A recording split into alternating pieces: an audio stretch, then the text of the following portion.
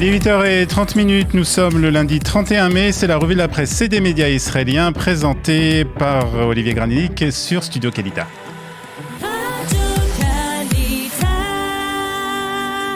Des quotidiens israéliens ce matin, Olivier, c'est bien entendu l'annonce par Naftali Bennett de s'allier à Yair Lapid pour former un gouvernement d'union nationale.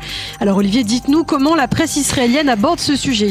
Tout dépend, Ilana, du quotidien que vous avez décidé de consulter ce matin. Pour le Israël Hayom, Naftali Bennett est au service de la gauche. C'est le titre à la une de ce journal. Yehuda Schlesinger explique que tous les masques sont tombés et que Bennett a révélé sa vraie face au public. De son côté, l'éditorialiste d'Israël Hayom, Mati Turfeld, écrit ce matin que le mécanisme bien rodé de la gauche a pris le dessus sur la majorité silencieuse. C'est bien la chance de Naftali Bennett, écrit Turfeld ce matin dans le quotidien. C'est cette majorité silencieuse qui va permettre à la gauche d'accéder au pouvoir. Et si la majorité n'était pas silencieuse, elle aurait déjà fait entendre sa voix contre la décision du chef du parti Yemina. Et le Haaretz, de son côté, salue la décision de Naftali Bennett de s'allier à Yair Lapid pour former une coalition du changement. Dans le Haaretz, on parle de tremblement de terre politique, ni plus ni moins. Et Naftali Bennett, qui était considéré par les journalistes de ce quotidien comme un dangereux homme politique de droite, est devenu un politicien courageux qui est passé de loser, de perdant, au statut de Premier ministre. Le gouvernement qui se profile est loin d'être la réalisation du rêve de la gauche israélienne, écrit ce matin le Haaretz, mais on peut y trouver des points positifs, ajoute Alouf Ben dans ce quotidien.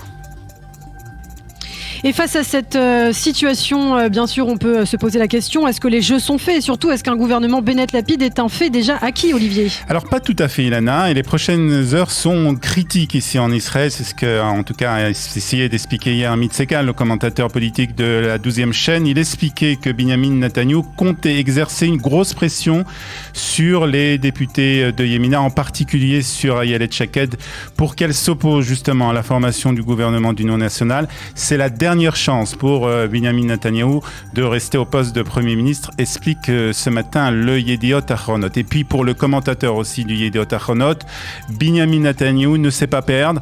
Un autre aurait reconnu sa défaite et laissé sa place à son successeur, mais pas Binyamin Netanyahou, écrit ce matin Nahum Barnea.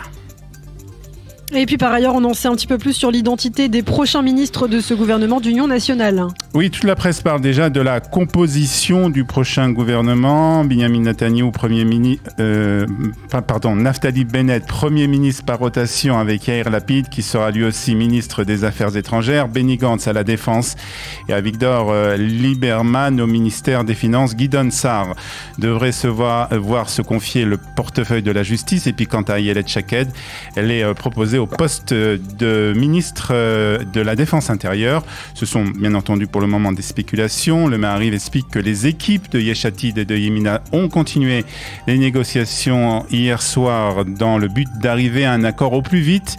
Yair Lapid pourrait se rendre dès demain matin à la résidence du président pour annoncer qu'il a réussi à former une coalition.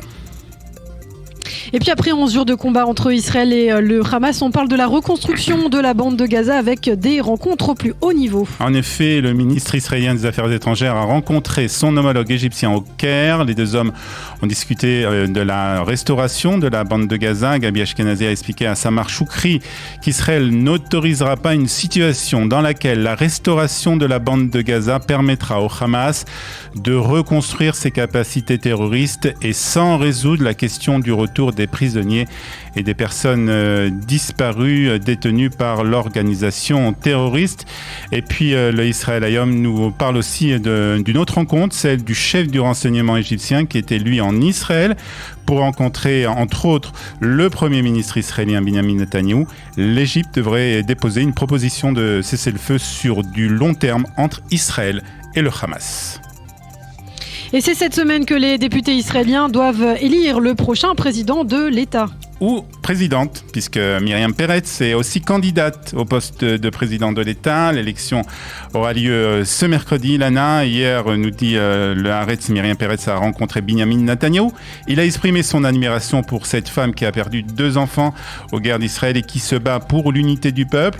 Il a ajouté que les 2 candidats, Bougie Herzog et elle, étaient d'excellents candidats, mais qu'il avait décidé de laisser la liberté de vote aux députés du Likoud. Selon la presse israélienne, c'est l'actuel président de l'agent juif, Bougie Herzog, qui devrait devenir le prochain président de l'État d'Israël.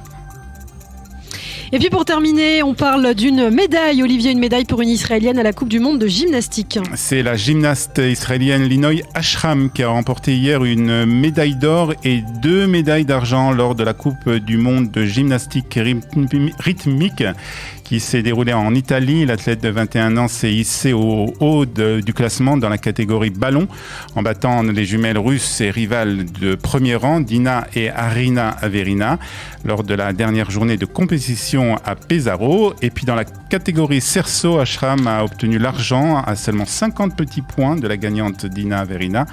Elle est également arrivée en 2e position dans la catégorie massue, derrière l'autre sœur Averina, Arina. Les Yediot Achronot ajoutent que Linoy Ashram reste l'un des meilleurs espoirs de médailles israéliennes aux prochains Jeux Olympiques à Tokyo.